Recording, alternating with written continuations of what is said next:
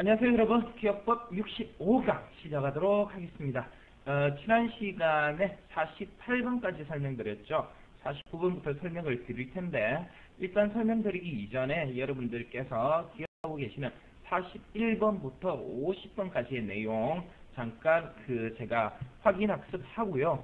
설명 시작하도록 하겠습니다. 41번 뭐였습니까? 41번 잉카 제국의 멸망. 자, 저보다 빨리 대답해 보세요. 잉카 제국의 멸망. 내용은요? 살 좀 붙이셨습니까?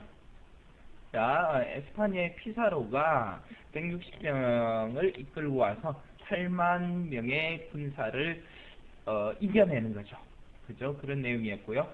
42번 근대 과학의 아버지 코페르니쿠스 지동설을 주장합니다. 죽기 전에 발표하게 되죠. 양심에 찔리지 않게, 이단으로 몰리지 않게 고민하다가 발표하게 됩니다.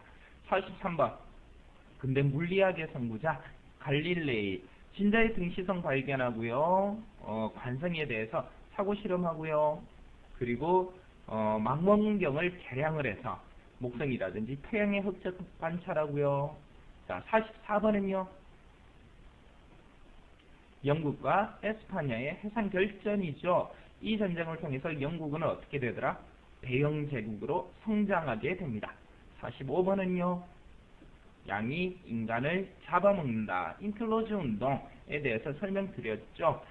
양을 생산해서 모직을 하는 것이 농업 생산보다 훨씬 이문이 컸기 때문이더라. 그런 내용이었습니다. 46번은요. 자유의 땅을 찾아서 메이플라워 말씀드렸습니다. 102명의 청교도들을 태우고 종교의 자유를 찾아서 아메리카로 떠나는 내용이었습니다. 47번은요. 처형당한 왕, 그죠?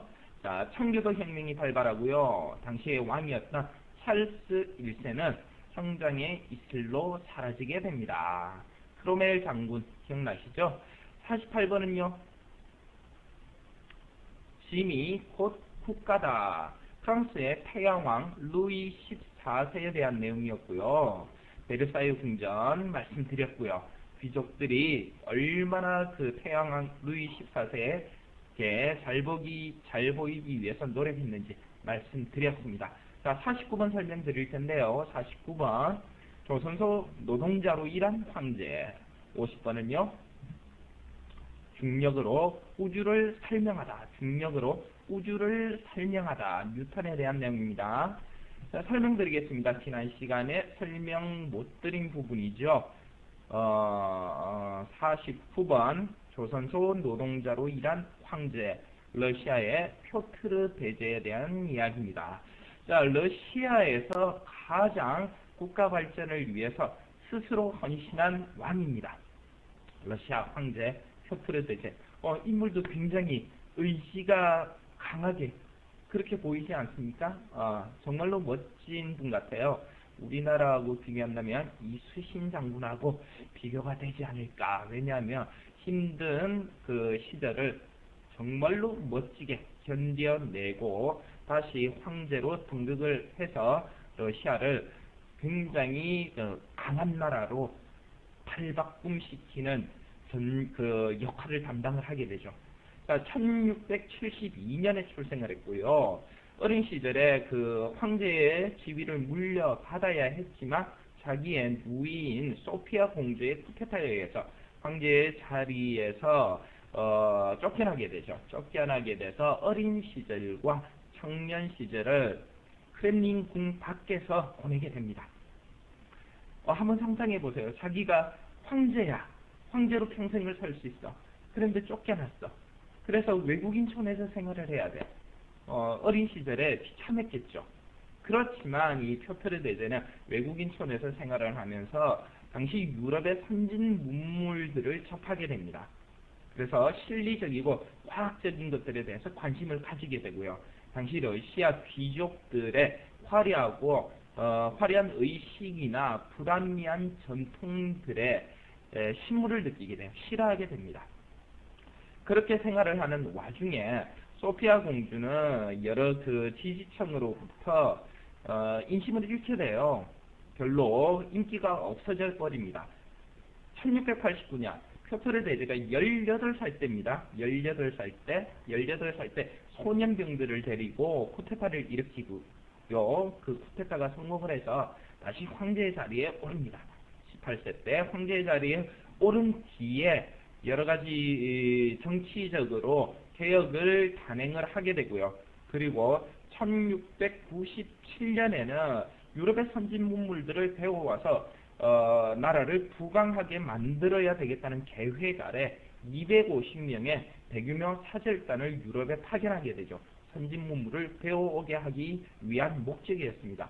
그런데 표트르 대제가 그 18세 때 황제로 등극해서 26세가 될 때까지 8년 동안 황제로 있었지 않습니까? 자기는 황제였어요. 그럼에도 불구하고 솔선수범에서 250명의 사절단의 일원으로 자기가 황제라는 신분을 숨기고 유럽에 건너가게 됩니다. 그래서 어떻게 했느냐? 조선소에 들어가서 일을 하면서 노동자로 일한 거죠. 일을 하면서 조선수를 배우고요. 그 다음에는 런던으로 건너가서 조선기술, 배를 만드는 기술이겠죠. 그런 기술과 이론들 그리고 제도법 이러한 것들을 배우고 귀국하게 됩니다. 자기 스스로 이렇게 솔선수범해서 유럽의 문물을 경험을 하고요. 그리고 직접 그 이론들을 배워와서 러시아를 부국강병한 나라로 만드는데 일조를 하게 되죠. 대규모 해군을 육성하고요. 육군도 대규모로 육성하게 됩니다. 국방력을 굉장히 강화시키게 되죠. 재정의 3분의 1을 국방력 강화에 사용했다고 합니다. 그리고요, 유럽에서 생활했던 그것들을 계기로 원래 표트르 대제가 형식적이거나 그런 것들을 의식적인 것을 싫어했기 때문에 그걸 개혁을 하게 되죠. 예를 들어서 대부분의 여자들을 복장을 유럽식으로 바꿨다고 합니다.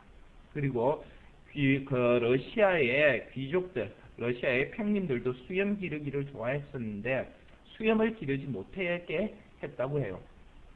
정수염을 기르고 싶은 사람은 수염세를 내면 수염을 기를 수 있게끔 허락을 했다고 합니다.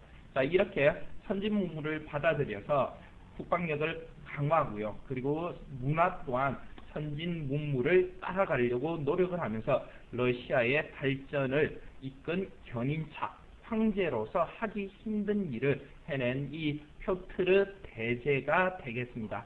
자, 이 표트르 대제를 기리는 뜻에서 페테르스부르크라는 도시를 세우게 되죠. 표트르의 도시라는 뜻이 됩니다. 자, 이 페테르스부르크, 나중에 레닌이 집권하고 나서 레닌그라드라는 명칭의 도시가 됩니다. 레닌그라드 들어보셨죠? 자, 레닌그라드, 페테르스부르크, 표트르의 도시라는 도시의 탄생까지 말씀드렸습니다. 자, 50번 넘어가겠습니다. 중력으로 우주를 설명하다. 뉴턴입니다. 뉴턴. 별로 아인슈타인이라든지 이런 사람들에 비해서 그렇게 큰 업적을 남긴 것 같지는 않다 싶은데 실제로 과학자들 사이에서는 최고의 업적을 남긴 인물로 평가를 받고 있다고 그러네요. 저희들이 알기로는 만류인력을 이야기하고 그 정도인 것 같은데 실제로는 훨씬 더 큰 업적이 있답니다. 자, 뉴턴에 대해서 잠깐 보겠습니다. 1643년에 체중 미달로 태어났다고 해요. 얼마나 몸이 허약했겠습니까? 그죠?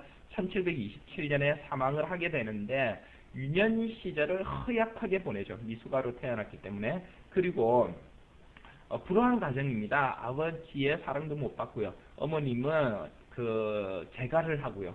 그래서 부모가 없는 상태에서 친지들의 도움으로 성장을 하게 되는데 성격이 모가 날 수밖에 없었겠죠. 굉장히 많이 다투었다고 해요. 남들하고 사이가 안 좋고 사교성도 없고 그런 삶을 살게 됐다고 합니다. 1668년에 반사망원경을 만듭니다. 갈릴레이 갈릴레이가 그 개량한 망원경은 굴절망원경이었죠. 여러분들 굴절망원경과 반사망원경에 대한 개념 잘 잡고 계시죠? 굴절망원경은 볼록 렌즈와 그 케플러식은 볼록 렌즈와 오목 렌즈 두 개를 쓰고요. 죄송합니다. 갈릴레이식은 바로 대물 렌즈로서 볼록 렌즈, 저반 렌즈로서 오목 렌즈를 썼고요. 케플러식은 대물 렌즈, 저반 렌즈 둘 다 볼록 렌즈를 썼죠. 그런데 이 반사망원경은 볼록 렌즈를 사용을 하지 않죠. 오목 거울과 평면 거울 이렇게 사용을 하게 됩니다. 그리고 마지막에 저반 렌즈로 볼록 렌즈를 사용하죠. 이렇게 반사망원경을 만들므로 해서 성운이나 성단들의 관찰을 더 잘 할 수 있는 계기를 제공을 하게 되죠. 이 공로로 1672년에 왕립 회원이 된다고 합니다. 1669년에는요 캠브리지 교수 수학과 교수가 되고요. 자, 가장 큰 업적이 드디어 탄생하게 됩니다. 당시의 천문학자 갈릴레이라든지 케플러 등이 그 연구한 천문학적인 어떠한 이치들을, 물론 케플러도 이 천문학의 행성의 운동들을 수학적으로 풀이해내려고 노력은 했습니다만은 그렇게 완성시키지는 못했는데, 이러한 것들을 뉴턴이 만류 인력을 발견함으로 인해서, 만류 인력이 뭐죠? 우주에 존재하는 모든 만물은 질량을 가지고 있는 모든 만물은 그 질량에 비례하는 중력을 가지고 있다, 인력을 가지고 있다는 거죠. 이 만류 인력을 통해서 우주를 설명을 하게 됩니다. 어떻게? 수학적으로 설명을 하게 됩니다. 그래서 이 수학적인 공식으로 그러한 현상들을, 우주적인 현상들을 설명하고자 시도를 했고요. 그걸 성공시킨 최초의 물리학자입니다. 그러한 업적이 굉장히 크다고 그래요. 그래서 뉴턴 이후로 모든 물리학자들은 자기 자신의 이론을 수학적 공식으로 완성을 시켜야지만이 그 이론의 타당성에 인정을 받게 되는 그러한 그 물리학의 연구 과정의 정립을 이루었던 거죠. 자, 그래서 뉴턴은 굉장히 높이 평가되는 물리학자라고 합니다. 자, 50번 뉴턴에 대해서 말씀을 드렸습니다. 그 다음에 51번부터 60번까지 창조화를 통해서 내용을 기억을 해 보도록 하겠습니다.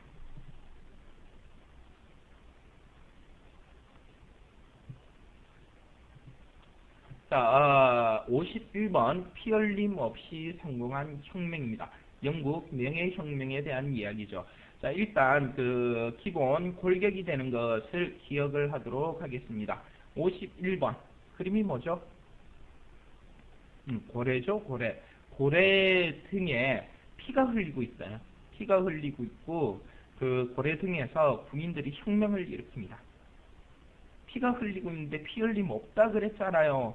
이렇게 말씀하시는데 말씀하실 수도 있으시겠지만 피가 흐르고 있는데도 우리는 피 흘림 없이 성공한 혁명 이렇게 기억을 하게 돼요. 한번 해보세요. 그러니까 피라는 것이 시작되는 기본이 되기 때문에 피라는 것을 연상시켜주기 위해서 피가 흘리고 있다 이렇게 해준 겁니다. 자, 51번 피를 흘리고 있습니다. 피 흘림 없이 성공한 혁명. 52번 니역이죠. 노예무역은 국력의 보고. 자, 니역으로 노예들을 묶어서 끌고 갑니다. 노예무역입니다. 노예무역. 53번 암석 뒤에 보스턴 차 사건이죠. 자, 암석 뒤에서 도둑놈들이 보석을 털고 있습니다. 암석 뒤에 보석상이 있어요. 보석을 텁니다. 보스턴. 54번 파리시민 바스티유 감옥 습격이죠. 53번 그림 뭐죠? 장들이 물고기죠. 물고기가 날아다니는 파리를 잡아먹습니다. 파리 시민입니다. 파리 시민. 55번 도구에서 기계로 그 오징어가 팔이 많지 않습니까? 한 손 쪽에는 뭐 망치라든지 이런 거 들고 있고요. 도구를 들고 있고요. 왼쪽에는 기계가 돌아갑니다. 되셨습니까? 도구에서 기계로. 56번 나폴레옹 프랑스 황제가 되다. 나폴레옹 다 아시죠? 나폴레옹 일단 멋진 사진, 저희들이 자주 봤던 사진을 한번 보고 기억을 돕도록 하겠습니다. 자, 알프스를 넘는 나폴레옹입니다. 많이 보셨죠? 이 그림을 56번에다가 떠올려주세요. 나폴레옹이 말을 타고 불가사리 위를 뛰어넘고 있습니다. 되셨습니까? 자, 57번 불태워진 아편 2만 상자입니다. 57번 그림 뭡니까? 해파리죠. 해파리가 불에 태워지고 있어요. 불태워진입니다. 불태워진 아편 2만 상자. 자, 아편 2만 상자에 대한 내용은 나중에 제가 설명을 드리고 나면 훨씬 더 잘 기억을 하실 수가 있으세요. 불태워진 아편 2만 상자. 자, 불태워지고 있습니다. 58번 지상천국을 건설하려 한 홍수전에 대한 내용입니다. 58번 지상천국이네요. 야, 하느님이 내려와서 천국을 만듭니다. 어디에? 상어 등에. 자, 지상천국입니다. 지상천국, 상어 등의 천사들도 보이고요. 되셨습니까? 59번 쇠기름과 돼지기름입니다. 쇠기름은 소고기고요. 소기름이고요. 돼지기름은 여러분들이 아시는 돼지기름이고요. 자, 어떻게 할까요? 말미잘이 소고기도 먹고요. 삼겹살도 먹습니다. 쇠기름과 돼지기름입니다. 쇠기름과 돼지기름. 60번 세계관을 바꾼 이론, 세계관을 뒤바꾼 이론, 진화론입니다. 진화론 기억을 해주시면 되겠죠. 61장 육지에 불이 났습니다. 서방수들이 와서 진화하고 있습니다. 진화론. 진화론. 좋습니다. 다시 복습해 보도록 하겠습니다. 51번 어떤 게 상상이 됐어요? 누차 계속 말씀드리죠. 잘 상상하면 저절로 기억이 됩니다. 자, 51번 피를 흘리고 있죠. 피 흘림 없이 성공한 혁명입니다. 고려 등의 군인들이 혁명을 일으켜요. 52번 미역으로 누굴 묶어가죠? 노예들을 묶고 팔러 갑니다. 노예무역입니다. 노예무역. 노예무역. 53번 암석 뒤에 뭐가 있죠? 보석상이 있죠. 보석을 털고 있습니다. 보스턴. 54번 물고기가 뭘 잡아먹죠?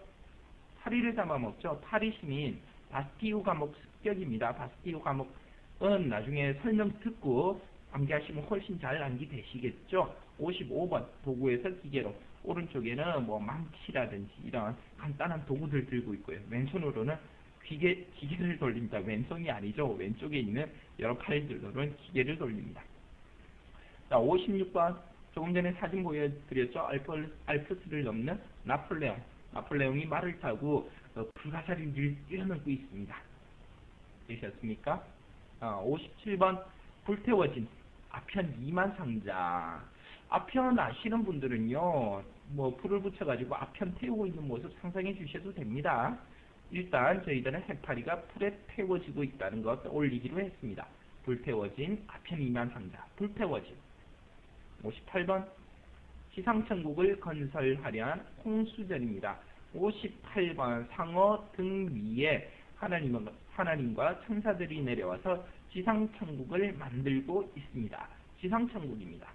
59번 말미잘이 소고기도 먹고요. 돼지고기도 먹습니다. 쇠기름과 돼지기름입니다. 60번 육지에 불이 났죠. 소방수들이 와서 불을 진화하고 있습니다. 세계관을 뒤바꾼 이론, 진화론에 대한 내용입니다. 상상 잘 하셨나요? 확인 한번 해봅니다. 자, 1번 뭐예요? 1번. 뭐가 떠오르세요? 고래 피 흘리네. 군인들이 혁명 일으켰어요. 그 정도 떠오르시죠? 52번 미역으로는요. 누굴 묶어갑니까? 노예들을 묶어갑니다. 노예무역입니다. 노예무역. 53번 암석비에는요. 보석상이 있죠. 보석상. 보석상을 텁니다. 보스턴입니다. 보석상을 털어서 차에 실습니다. 보스턴 차 사건. 여기까지 해주셔도 되시고요. 54번 물고기가 파리 잡아먹습니다. 파리 시민입니다. 파리 시민. 파리 시민들이 바스티유 감옥을 습격합니다. 55번 오른쪽에는요. 망치 이런 거 보이네. 왼쪽에는요. 기계 돌리죠. 도구에서 기계로입니다. 56번 나폴레옹이 뛰어넘어요. 말을 타고. 나폴레옹입니다. 나폴레옹. 57번 불에 태워졌어요. 해파리가. 맛있겠죠. 불태워진 아편 2만 상자입니다. 58번 장어등에는요. 하나님하고 천사들이 내려와서 지상천국을 건설하네요. 지상천국. 59번 해파리는요. 오른쪽에 있는 녀석은 쇠고기 먹고 왼쪽에 있는 녀석은 돼지고기 먹고 쇠기름과 돼지기름입니다. 쇠기름과 돼지기름. 60번은요. 불이 났죠. 소방수들이 와서 진화를 하고 있습니다. 진화론에 대한 내용이 되겠습니다. 기억되셨나요? 안 되시는 분들 저기 포즈 잠시 멈춤 누르시고 복습하셔야 됩니다. 아셨죠? 제가 설명을 드리는 거는 분명하게 여러분들이 오른쪽에 있는 내용 살 붙이기 좋으라고 설명해 드리는 거예요. 여러분들도 스스로 공부하실 때 지금과 같은 방법으로 내용들을 저장을 하고 그 저장된 내용들에 살을 붙여서 확장을 하고요. 이렇게 해주셔야 되는 겁니다. 아시겠죠? 자, 51번부터 60번까지 여러분들이 저장이 다 되었다는 전제 하에서 설명을 하도록 하겠습니다. 51번 뭐였죠? 51번 제가 뭘 설명해야 되죠? 피 흘림 없이 성공한 혁명에 대해서 설명을 할 겁니다. 바로 영국에서 일어났던 명예혁명에 대한 내용입니다.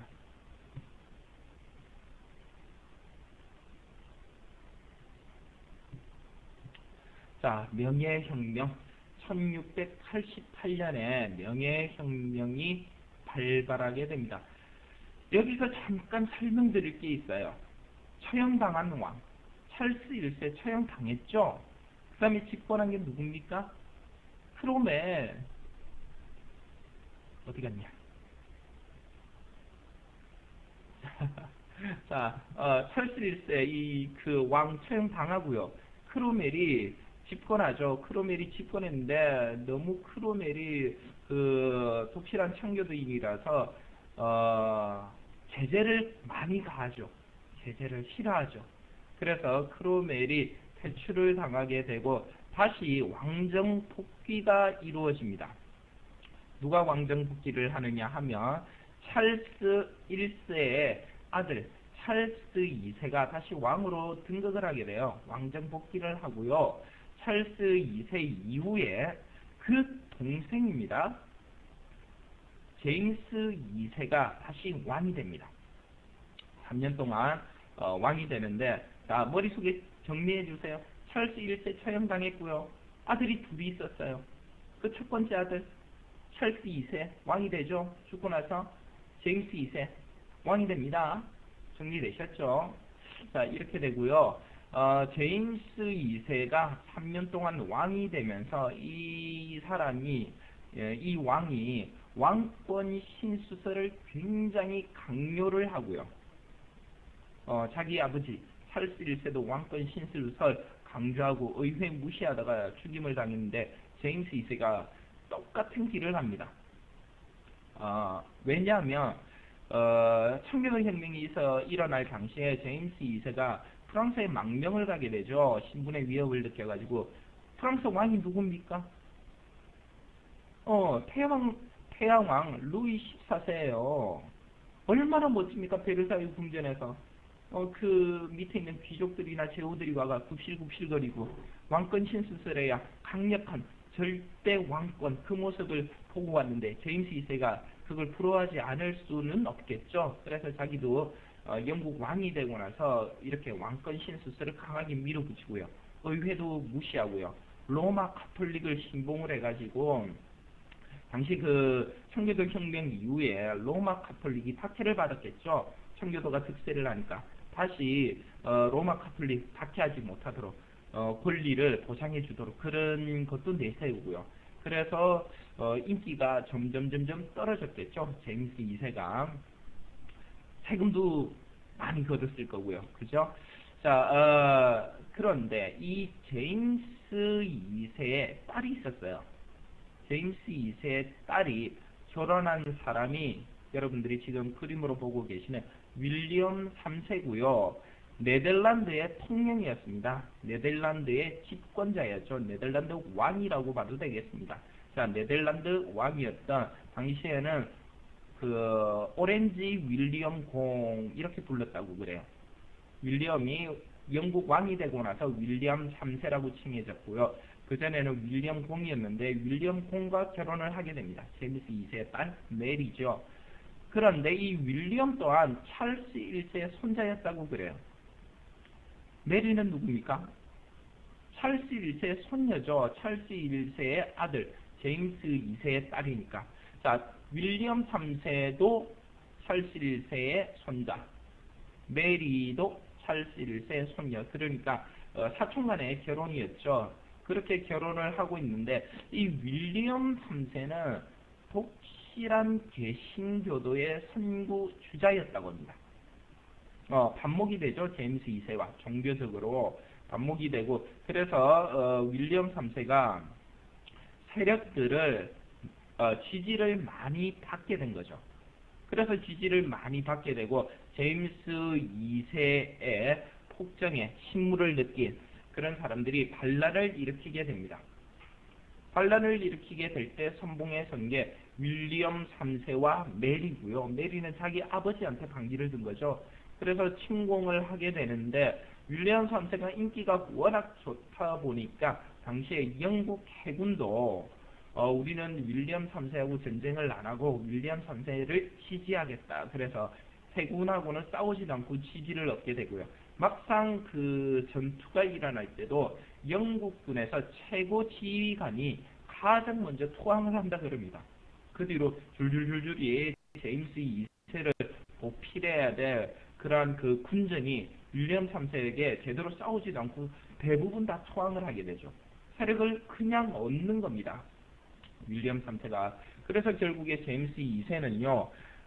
자기 자신의 군대도 못 믿어서 자기 군대를 해산시켜버려요. 해산시켜버리고 윌리엄 3세하고 여러 그 타협을 하려고 하지만 윌리엄 더 이상 그 제임스 2세는 발언권이 없으니까 윌리엄 3세 측에서 제임스 2세와 어떤 협상을 할 필요조차 없었겠죠. 하지만 제임스 2세는 목숨은 보장을 받습니다. 목숨은 보장을 받고요. 나중에 결국에 제임스 2세는 자기 아내가 있는 프랑스로 도망을 가죠. 망명을 하게 됩니다. 살려준 거죠. 죽이지는 않고요. 그래서 윌리엄 3세와 메리가 공동 영국의 왕으로서 등극을 하게 됩니다. 자, 이때 윌리엄 3세는요, 그 이전에 네덜란드 통령이었고요. 그리고 이번에 메리와 함께 영국 왕으로 등극하죠. 그래서 영국 왕이기도 하고요. 스코틀랜드, 아일랜드의 국왕이었고요. 자, 4개 나라의 국왕이었습니다. 윌리엄 3세. 그래서 약 10수년간의 정치의 중심에 서게 됩니다. 자, 윌리엄 3세가 왕이 되면서 이 명예혁명으로 이루어진 가장 큰 업적은 바로 왕정이 문을 닫고요. 입헌군주제가 시작됐다는 데 가장 큰 의미가 있습니다. 입헌군주제, 어떤 건지 아십니까? 입헌, 헌법이 있다는 거예요. 헌법이 있고 군주도 있다는 겁니다. 군주는 있지만 모든 어떤 그 법적인 것은 국왕의 권한에 따르는 것이 아니고 헌법에 따른다는 거죠. 그 이전에는 절대왕정 시대 때는 국왕이 곧 법이었죠. 자, 루이 14세 침이 곧 국가다 그랬던 거와 반대되는 개념입니다. 모든 권한이 헌법을 기준으로 해서 이루어져야 되는 그런 국가, 입헌 군주제가 시작이 됐다는 게 명예혁명의 가장 큰 의의가 되겠습니다. 자, 그 다음에 내용 뭐죠? 대답해 보시죠. 51번 피흘림 없이 성공한 혁명이었고요. 52번 노예무역에 관한 내용이었죠. 노예무역은 국력의 보고입니다. 자, 내용을 한번 살펴드리면요. 신대륙 개척했죠. 자, 지금 여러분들이 보고 계시는 건 노예들이 수출되어 간 지역들입니다. 뭐 유럽 쪽으로도 있고요. 터키 넘어서 뭐 이집트까지 갔네요. 아, 이집트가 아니고 이란까지 갔네요. 이란, 이라크까지. 자, 대부분이 신대륙으로 수출이 되죠. 노예무역. 왜 이 노예무역이 생겼을까요? 자, 신대륙에서 사탕수수라든지 사탕무라든지 이런 것들을 재배를 해야 되는데 노동력이 부족하죠. 그래서 처음에는 신대륙에서 그 원주민을 노동력으로 노예화 시켜가지고 노동력으로 사용을 했는데 워낙 그 노예로 부려먹다 보니까 일도 심하고요. 죽는 원주민도 많고 도망가는 원주민도 많고 반항하는 그 아메리카 원주민도 많고 해서 원주민의 수가 급감을 했다고 합니다. 생산을 해야 되는데 대농장에서. 그래서 그 제시된 안건이 바로 서해안에 있는 아프리카 서해안에 있는 그 흑인들을 노예로 해가지고 노동력을 확보하는 데 있었습니다. 삼각무역이라고 그러죠. 영국이 있고요. 그 다음에 서아프리카가 있고요. 그리고 신대륙이 있고요. 삼각무역에 선봉했었던 영국 노예무역에도 선봉에 서게 됩니다. 지금 여러분들이 보고 계신 거는 노예를 싣고 가는 노예무역선입니다. 노예무역선. 촘촘하게 빼곡하게 돼 있는데 가까이서 자세히 보면 전부 다 사람들이 누워있는 그 그림이에요. 이렇게 빼곡하게 싣고 갔다고 그럽니다. 3층짜리 제일 위에 보시는 거는요. 자, 표시를 조금 해볼까요?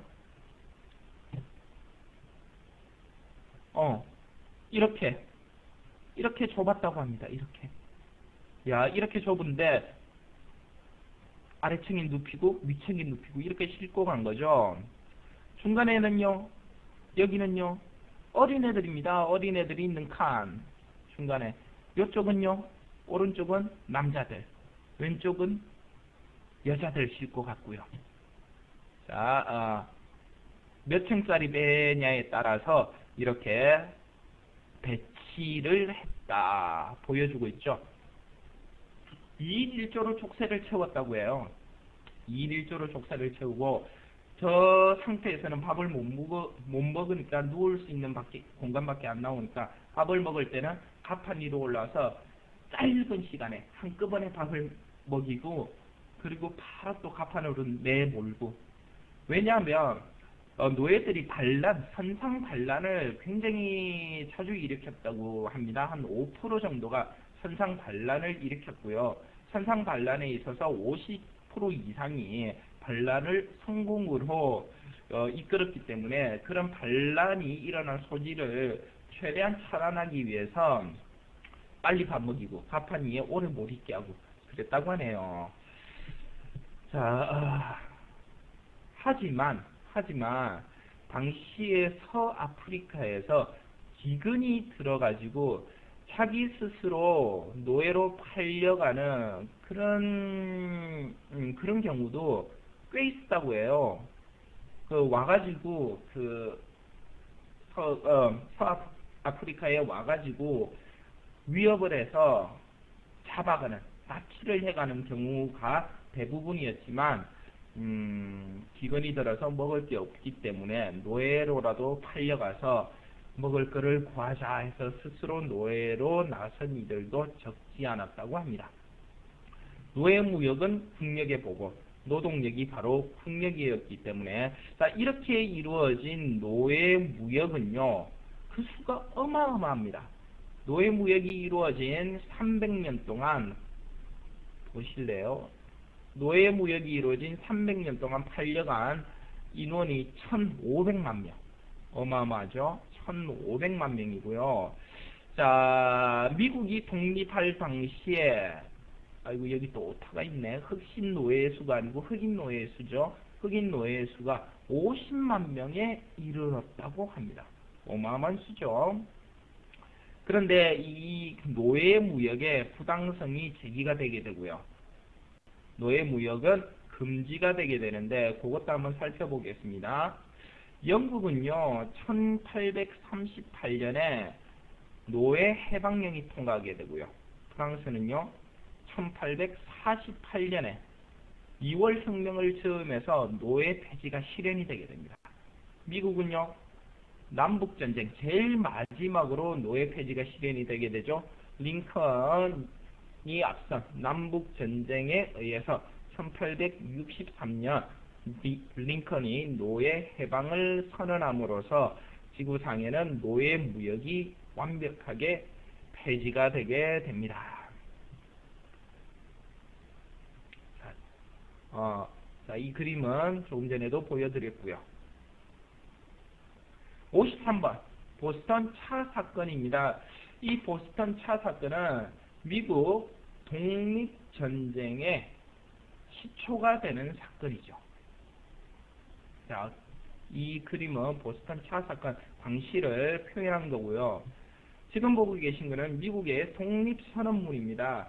이 독립선언문을 보면 주로 어떤 내용이 있는가 하면 영국 왕이 얼마나 불평등하게 아메리카 식민지를 대하고 있는가 쭉 나열을 했다고 그래요. 그리고 마지막으로는 제3조에서는 왜 우리가 독립을 할 수밖에 없는 그에 대한 당위성을 이야기하고 있다 그럽니다. 자, 미국 아메리카 신대륙 대륙회의에서 북아메리카의 13개 식민지 13개 주가 되겠죠. 13개 주의 대표들이 영국으로부터 독립한다는 것을 공식적으로 선언을 하게 됩니다. 1773년에 보스턴 차 사건이 일어났다고 그랬죠. 이게 왜 일어났느냐 그러면 관세 문제도 있었고요. 세금을 걷어가지고 영국이 다 가져가는 겁니다.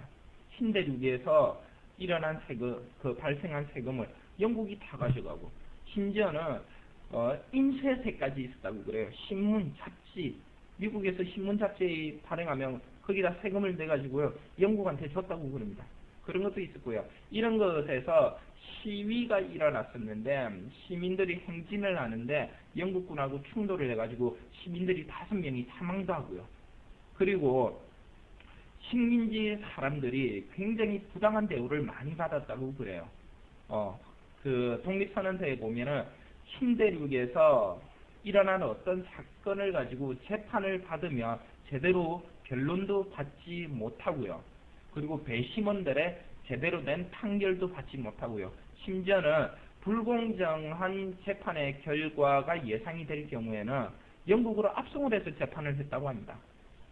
굉장히 부당한 대우들을 많이 받았기 때문에 이 신대륙의 시민들은 독립선언을 할 수밖에 없는 그러한 사회적 모순들 속에 있었다고 합니다. 자, 한번 살펴볼까요? 텍스트 내용을. 자, 영국의 식민지에 대한 과도한 조세 정책과 식민지인의 자치권과 인권이 유린된 것에 기인하더라. 자, 말씀드렸습니다. 그리고 또 하나가 더 있어요. 이건 넓게 보면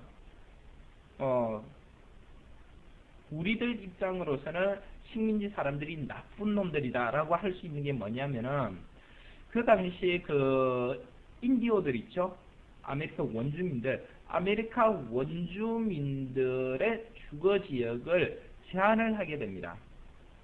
그래서 인디언 보호구역이 설정이 되죠. 이 보호구역이 미국에서 비옥한 중서부 지역에 설정이 되어 있었다고 그래요. 근데 당시에 아메리카로 이주해온 그 이주민들은 비옥한 땅이 필요하죠, 자기들은. 그런데 그 비옥한 땅에는 인디언 보호구역이야. 가면 안 돼. 가야 되는데 가면 영국에서 가지 말라고 그래요. 그러다 보니까 인디언들하고 그 신대륙에 이주한 이주민들 사이에 충돌이 많이 발생을 했었는데 영국 정부에서는 그러한 충돌을 빌미로 해서 군대를 파견을 했다고 그럽니다. 그 군대의 운영비를 이주민들에게 부과를 했다고 그래요. 상당 부분을. 그러니까 거기서 또 반발이 날 수밖에 없는 거죠. 왜냐하면 이주민들은 저 인디안 보호구역이 없어져야 돼. 근데 영국 군들이 와서 인디안 보호구역도 보호하면서 괜히 내지도 않아야 될 그 군대 운영비를 우리가 또 내줘야 돼. 싫죠. 자기 이득이 줄어드니까. 거기서 또 반발이 생겼던 겁니다. 이러한 저러한 여러 가지 많은 이유와 사회상이 영국에게 반발할 수밖에 없었고요. 그래서 독립전쟁이 일어나게 되죠. 이 독립전쟁에서 미국의 선봉장에 섰던 사람, 버지니아주의 대표였던 조지 워싱턴이 이 독립전쟁을 성공으로 이끌고 미국의 초대 대통령으로 1779년에 취임을 하게 됩니다. 자, 이때 미국은요, 다음에 이어질 내용이기 때문에 여러분들이 기억을 좀 해주셔야 돼요. 미국은 프랑스의 지원을 받습니다. 왜 프랑스가 지원했을까요? 왜 프랑스가 미국의 독립운동을 지원을 했을까요? 프랑스는 영국을 견제해야 했죠. 미국이 독립하면 프랑스한테 이득이죠. 그래서 프랑스는 미국의 독립운동을 지원을 하게 됩니다. 엄청난 지원금을 보냅니다. 그리고 또한 스페인과 네덜란드의 지원을 받게 되죠. 영국은 그에 반해서 독일의 지원을 받게 되는데 결국 이 전쟁에서 희생자는 그 독립군 측이 희생자가 훨씬 많았어요. 한 5만 명 정도의 사망자가 나옵니다. 자, 영국 측은요, 한 2만 명 정도의 사망자가 나오는데 사망자가 훨씬 많았지만 독립에 대한 강렬한 그 욕구에 의해서 결국 승리는 미국 측으로 돌아가고요. 영국에 의해서 독립을 인정을 받게 됩니다. 자, 이 시작이 뭐였다? 이 시작이 보스턴에서 일어난 보스턴 차 사건. 보스턴 차 사건에 대해서 잠깐 말씀을 드리면요. 이 그림 보세요. 사람들이 상자를 막 던지고 있죠. 그죠? 자, 이 상자 속에 티가 들어있다고 합니다. 이 차를 그냥 버리는 거예요. 바닷속에 버려버립니다. 이 배의 주인은 누구였느냐? 바로 영국 동인도 회사의 재산이었죠. 엄청난 손해를 끼친 겁니다. 차가 굉장히 비쌌지 않습니까? 엄청난 손해를 끼치고 이게 저항의 시작이 됐던 사건이었습니다. 좋습니다, 여러분. 이번 65강에서는요, 보스턴 차 사건 53번까지 내용 설명 드렸고요. 그 내용 한번 확인을 하고 65강 마치고요. 다음 강의에서 이어서 계속 설명을 드리도록 그렇게 하겠습니다. 원체 하나하나 내용이 방대한데 그걸 요약해서 설명드리려고 하니까 시간이 항상 모자라죠. 그죠? 자, 보시겠습니다. 51번. 피 흘림 없이 성공한 혁명. 오른쪽에 있는 내용 보시죠. 영국 명예혁명 발발했습니다. 누가 기억이 나세요? 수업을 집중해서 잘 들으셨다면 제가 보여드린 그림 떠올리셔야 됩니다. 왜 제가 그 모든 설명마다 이미지를 삽입을 해놨는지 이유 아시죠? 그거 떠올리시라고 해놓은 겁니다. 윌리엄 3세. 그 정도만 떠올려 주셔도 돼요. 자, 그 다음 52번은요. 흑인 노예 무역의 절정기. 노예 무역은 국력에 보고 사진 2개 보여드렸죠. 뭐 보여드렸습니까? 흑인 노예선 보여드렸고요. 그리고 서아프리카에서 흑인들이 어디로 팔려나갔는지 그 무역지도 보여드렸고요. 떠오르시죠? 그죠? 자, 53번 보스턴 차 사건 금방 보여드린 거 2개 보여드렸죠. 보스턴에서 배 위에서 차 상자를 던지는 그림하고요. 미국 독립선언서하고요. 보여드렸죠? 자, 여기서 미국이 독립을 보장받게 되고 초대 대통령 누구? 조지 워싱턴. 여기까지 정리를 해 주시고요. 복습 부지런히 하셔가지고 왼쪽에 뼈대를 세우는 거, 오른쪽에 살을 붙이는 거 열심히 한번 잘 연습을 해보시기 바랍니다. 자, 기억법 65강 여기서 마치겠습니다. 차렷, 정례, 수고하셨습니다.